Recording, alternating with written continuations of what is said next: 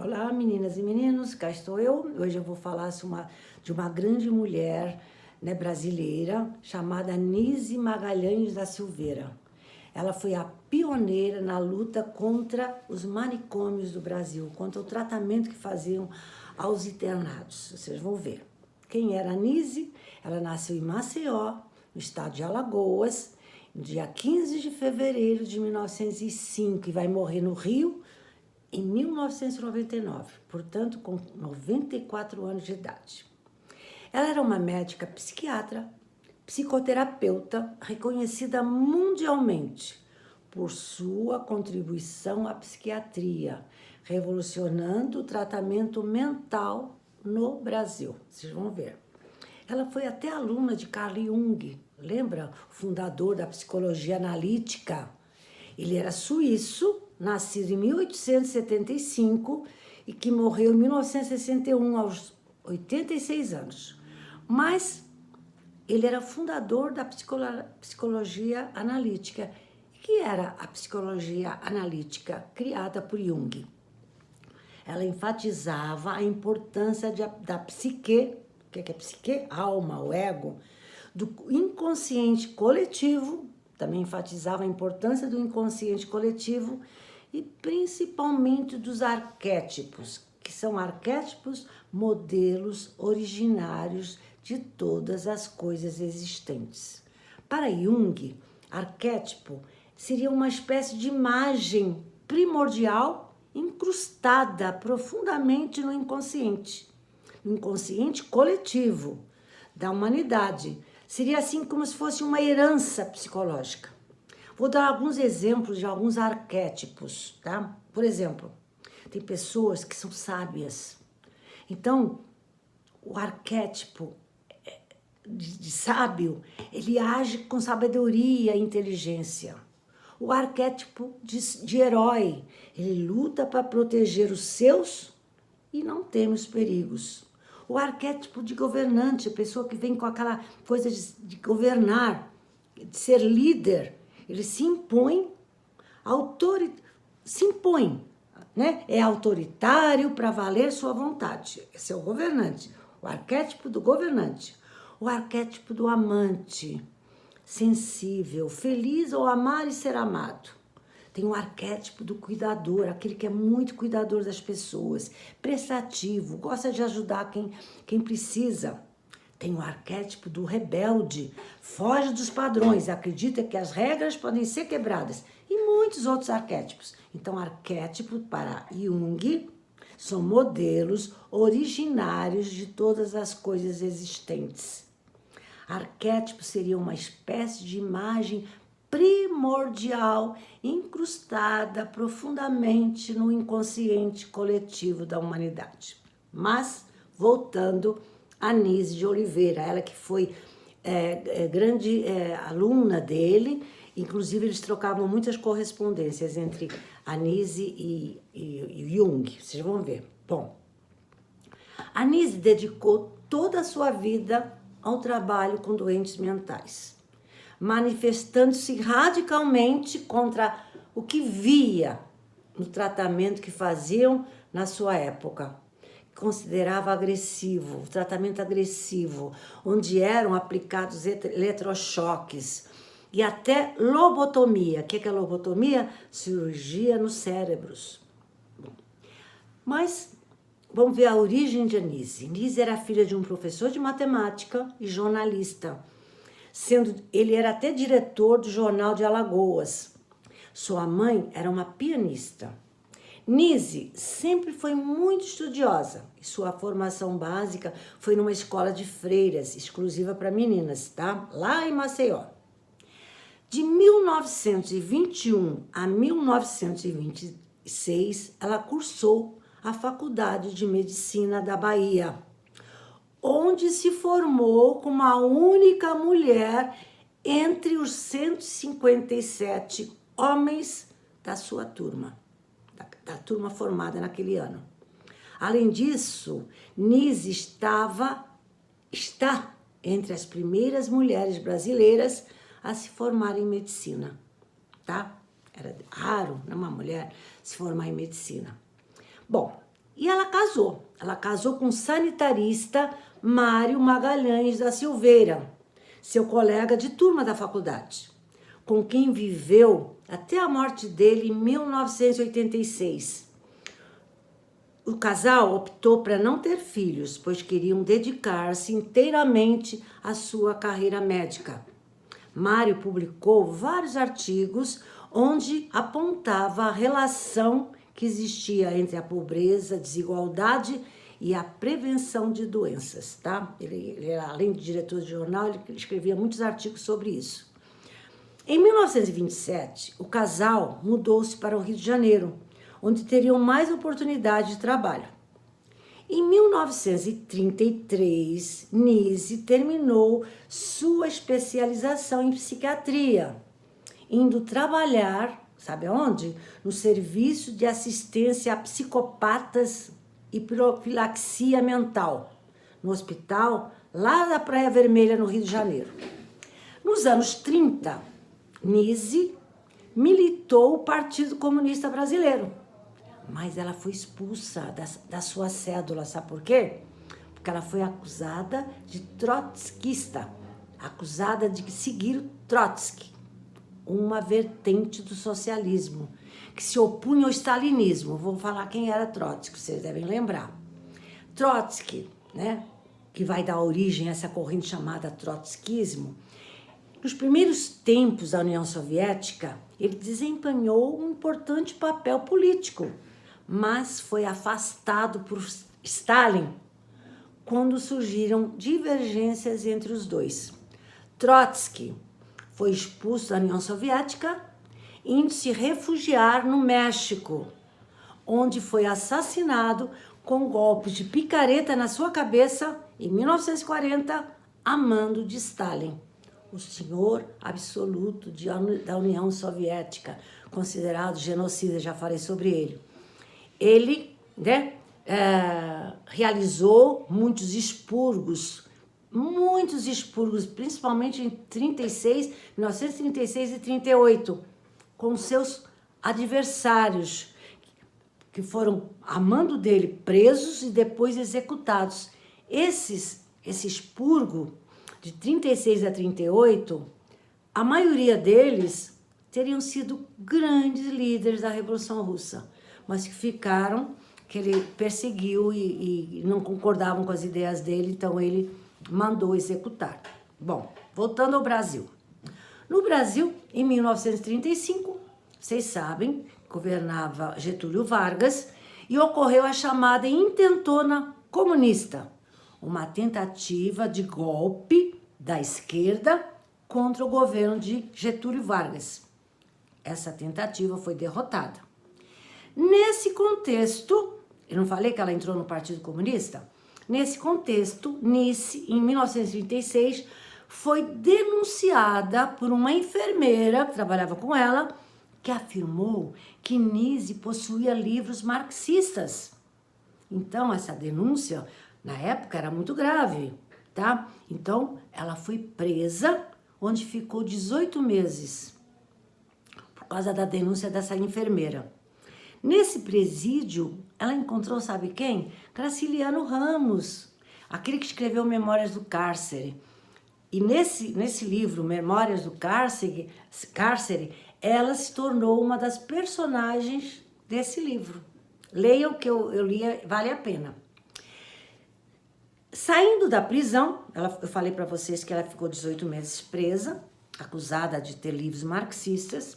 Saindo da prisão em 1944, ela preferiu ficar na semiclandestinidade e também afastada do serviço público por razões políticas, tá? Quando finalmente ela foi integrada ao Centro Psiquiátrico Pedro II, no Rio. Tá? Esse centro psiquiátrico chamado Dom Pedro II foi inaugurado durante o governo de Dom Pedro II em 1852. Foi o primeiro centro psiquiátrico do Brasil e o segundo da América Latina. Mas lá, tá? Nise também passou a discordar dos métodos adotados aos pacientes. Ela não se conformava de ver pacientes levando eletrochoques, sendo operados no cérebro. Então ela reclamava, ela era contra esses métodos. Então ela foi afastada para uma área bem desprezada pelos médicos. Sabe qual foi essa área? O Centro de Terapia Ocupacional. E o que os doentes faziam nesse Centro de Terapia Ocupacional? Faziam a limpeza, a faxina e cuidavam da manutenção do local. Mas Nise, quando entrou lá, logo revolucionou o sistema. Sabe o que ela fez? Além dos pacientes só se ocuparem da limpeza e da manutenção, ela criou ateliês de pintura, de modelagem. E ainda desenvolveu um projeto dos pacientes podiam expressar sua criatividade. Isso, ela criou a chamada Casa das Palmeiras. Foi nessa época que Jung, psiquiatra, a estimulou a apresentar uma amostra das obras de seus pacientes no segundo Congresso Internacional de Psiquiatria ocorrido em Zurique. Isso aconteceu em 1957. Mas como que o Jung sabia desse trabalho que ela fazia, né? Lá no centro, na terapia ocupacional, que sabia que seus pacientes faziam obras de pintura, de modelagem, etc. Como é que ele sabia? Isso foi em 1957 que foi esse congresso. Desde 1954, ela vinha trocando correspondência com Jung, o grande psiquiatra, que ela era muito admiradora. Aí ela aceitou o convite e levou os trabalhos dos seus pacientes, né? De pintura, modelagem, trabalhos da criatividade dos seus pacientes para esse congresso, tá? E lá ela ficou um tempo estudando com Jung. De 1957, quando foi o congresso, até 1958.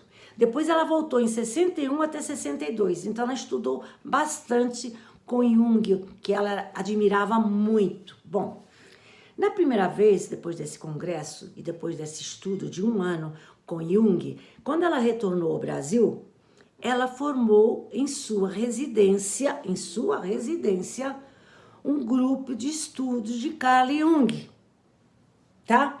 E esse grupo de estudos ela presidiu até 1968, ano que publicou um livro chamado Jung, Vida e Obra, tá? Bom, mas voltando a outra parte da biografia de Nise da Silveira.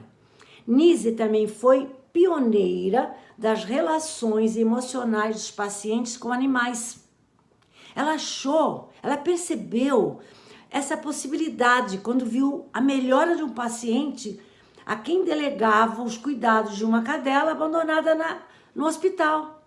E ela viu que esse paciente, viu o tratamento que ela fazia com o animal e viu que ele melhorou, esse paciente melhorou muito. Então ela passou a usar os animais para a melhora dos seus pacientes.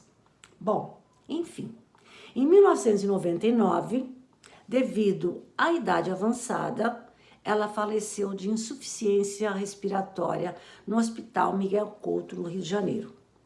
Mas em reconhecimento ao seu trabalho, foi agraciada com várias decorações, títulos e prêmios. Houve filmes, documentários sobre a vida dela e sobre a sua obra. Em 2015, Nise foi incluída na lista das grandes mulheres que marcaram a história do Brasil. Mas não vou terminar a aula agora aqui não. Eu vou, para terminar a aula, vou me aprofundar um pouco o que seriam sanatórios, manicômios e hospícios. Há uma diferença. Bom, vou começar pelos sanatórios. Os sanatórios foram criados para receber doentes de tuberculose e outras doenças, não só tuberculose. Geralmente construídos em lugares altos, que tivessem contato com a natureza. O nome vem de sanar, sanatório sanar. que lá seriam sanadas as doenças. Então, sanatório é muito comum confundir com manicômio ou hospício, mas não tem nada a ver. Lá eram separadas as pessoas que tinham doenças geralmente contagiosas, e então tinham contato com a natureza, então era para se curarem realmente. Isso era o sanatório, que vem da palavra sanar, onde seriam sanadas as doenças, saradas, né? Bom, e hospício? Hospício, a origem de hospício vem do latim hospes, aquele que recebe, que vai dar origem a hospital, hóspede, hospício, hospitalidade, vem de hóspedes, aquele que recebe, tá? E manicômio? Manicômio vem do latim mania. Mania em latim quer dizer loucura, estado de furor ou estar com raiva. Daí vem manicômio, tá? Bom, manicômio e hospício tinham o mesmo objetivo. Os primeiros hospícios ou manicômios europeus foram criados, mas não tinha o nome de manicômio, só de hospício. Os primeiros hospícios europeus foram criados no século XV, mas no século XVII proliferaram muito, né? Para lá iam considerados os doentes mentais, principalmente aqueles que teriam que ser retirados da sociedade, pois atrapalhavam a sociedade. Eram uma espécie de depósitos humanos. E aí que havia os eletrochoques, havia a lobotomia, etc. Bom, hospício, ou manicômio, que ficou famoso no Brasil pela brutalidade que lá dentro acontecia, foi o Hospital Colônia, ou Hospital de Barbacena, né, situado em Minas Gerais. Gente, houve muita polêmica contra esse hospital. Hospital Colônia, em Barbacena, Hospital de Barbacena. Vou falar algumas coisas sobre esse hospital. Em 1961, a revista O Cruzeiro, lembra da revista O Cruzeiro?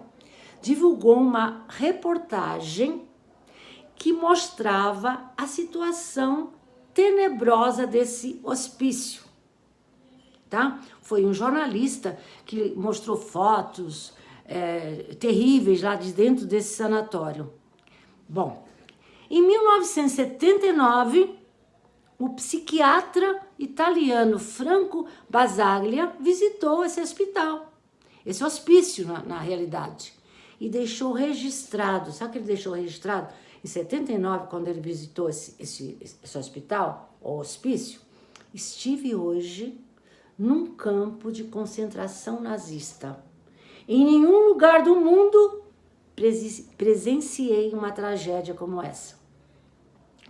Era um hospital, um hospício, né? Que foi fundado em 1903, que vai ser desativado em 1980, tá? Ainda em 2013, esse hospício, lá de Barbacena, voltou à mídia, através de um livro-reportagem, chamado Holocausto Brasileiro. Quem escreveu foi Daniele Arbex, que nasceu em 1973. O livro teve várias edições e foi muito premiado. Segundo a autora, Daniela, que ela pesquisou, ela entrevistou, e aí escreveu esse livro, que recebeu prêmios, etc. Segundo a autora, 70% dos internos desse hospital, desse hospício, não tinham problemas mentais. Para lá iam os indesejados pela sociedade e por algum poderoso. Para lá iam gays, prostitutas, mendigos, mulheres que desafiavam os maridos, filhos rebeldes, inimigos políticos, alcoólatras, etc.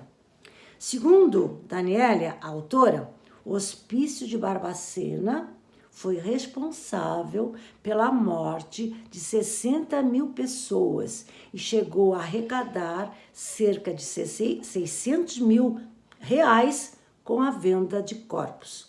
Esse hospício que em 79 o italiano falou que esteve no Holocausto.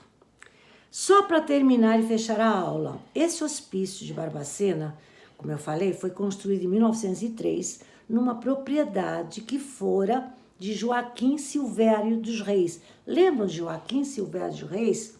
Aquele que denunciou os inconfidentes, o traidor da Inconfidência? Bom, para terminar, primeiro, esse hospital, esse hospício, vamos dizer assim, foi construído com o objetivo de receber tuberculosos, depois deficientes mentais e, finalmente, como vimos, todos os indesejados.